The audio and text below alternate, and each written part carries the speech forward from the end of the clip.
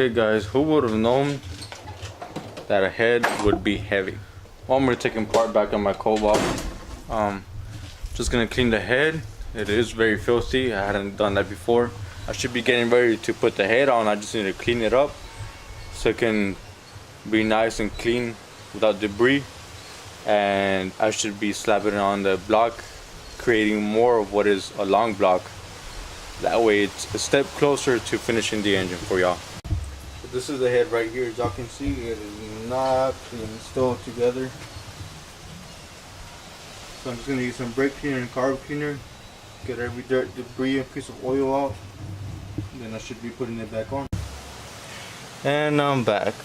I just need to break these things loose. Break them loose. Hold on, guys. Work with me. I said break them. Alright. Break them loose. That way I can be able to take them off. Come on. Alright.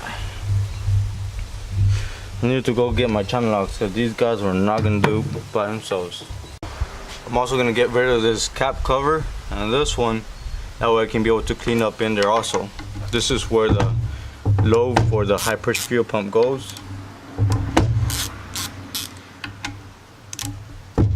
That way I can clean that area.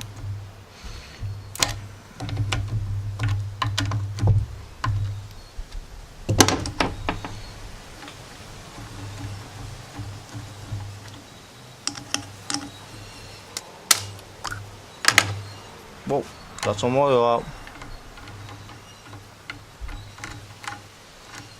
And now I should probably use a speed handle. I do have one. I'm just not using it. Funny guy, huh? I'm just kidding, guys. Ah, damn it. I forgot to bring the flathead screwdriver. Okay, and I brought the flathead to use as a little prying tool. Maybe.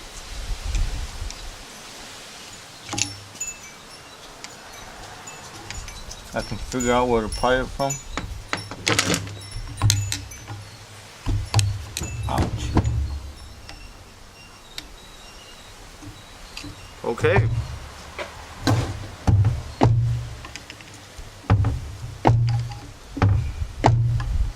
Things better stop cooperating around here. They know it's good for them. Alright. So within here is still a little fuel pump lobe. So I'll just remove that. Have it cleaned up also. Might as well remove this since I broke the ground.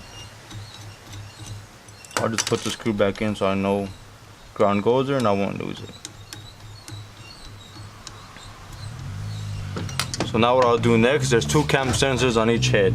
Well, on one head, I'm sorry. One for the intake, and one for the exhaust that you probably can't see. This one's for the exhaust. All I have to do is just remove a mussel. That way they won't get dirty or, well, not dirty because they are dirty. And that way they won't get damaged.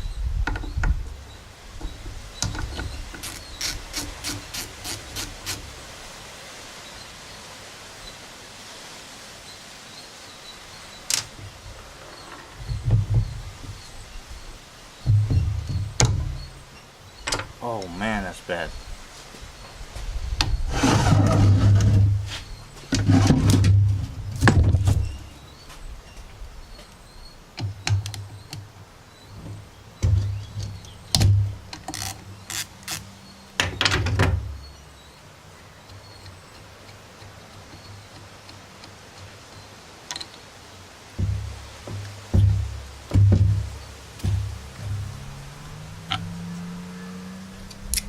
Okay. Now I am gonna go ahead and remove both intake and exhaust cams, but I will be replacing the intake cam with this one that I got from VZP, which is the upgraded fuel pump cam lobe. So that's the only one that's gonna be changed, and I'll be putting the stock or factory exhaust cam back in.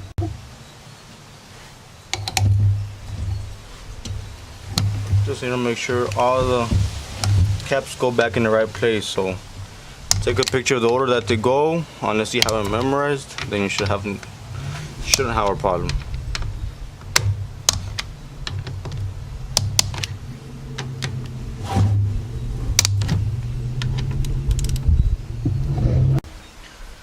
Well, I went to go get my speed handle. That way I can use it, I guess. Should make removing the bolts much faster. Whoa, whoa, whoa, whoa.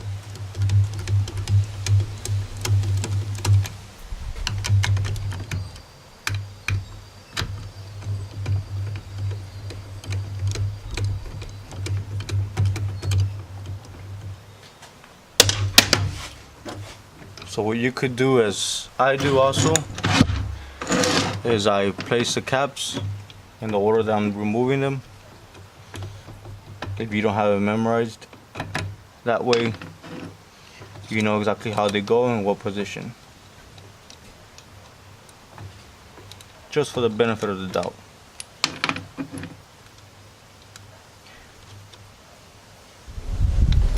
Once they're free, then you can start removing the cams. Just be gentle with them. There goes exhaust and the intake. So now you reveal all the little lifters to remove and clean up.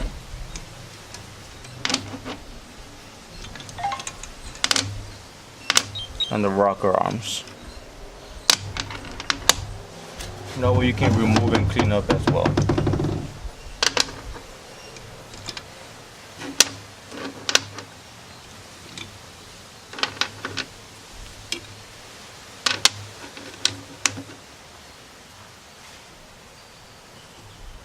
Okay, so that's basically what a bare head would look like right for cleanup, aside from the valves and springs still being on it. But y'all can see it really does need a pretty good cleanup, which I'll take care of that. Okay guys, I know it's nothing and I've done it many times before, but when you're usually going to clean something and maybe you're going to use brake fluid, since brake fluid is a little bit tough, you might try wearing gloves. Like I said, I mean, it's no big deal. I've done it many times before without using gloves, but just for safety, I guess since I do have some cuts, I'm gonna wear gloves this time. That way it won't be burning. But what I'm basically gonna do is just grab some brake parts cleaner, also some carburetor cleaner, and just go ahead and start cleaning the head.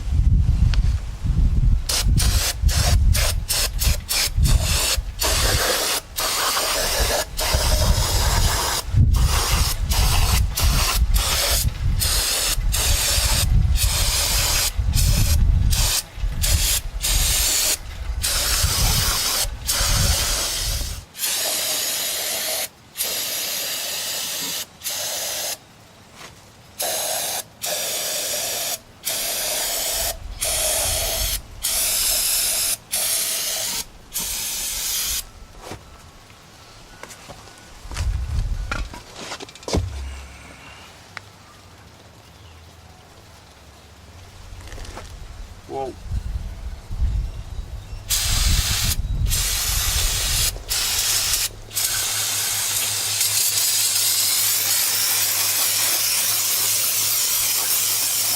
One bottle down. Another one to go.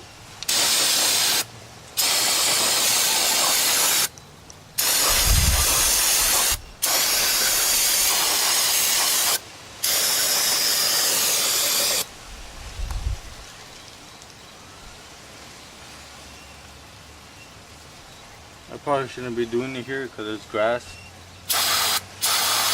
and I'm killing it, but it's too late now.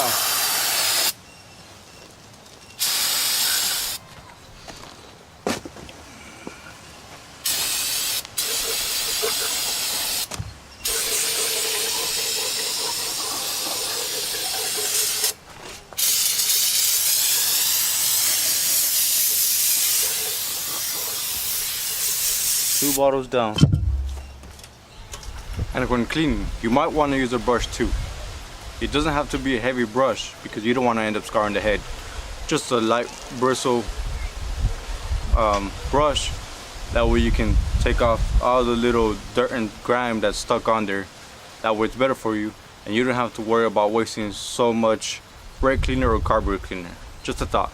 So basically what you're gonna do, for example, where's the can I had used? If you spray down here by where the valves go, just so you can get it moisturized and nice and watery, just use a brush, light bristle brush, and it'll start taking off whatever dirt and grime that's stuck on there. The reason mine has dirt and grime is because I had left it outside. It was covered, but I left it outside, and well, dirt will still get to it if I left it uncovered, if I just left it outside. But anything that's stuck on there, from like, let's say the gasket for the head, or if you had any oil leaks and oil starts coming in between here, the brush works very well to take care of that mess. That way you don't have to use so much on attacking that. So I'm gonna start the reassembly of the head and start pushing in the exhaust lifters.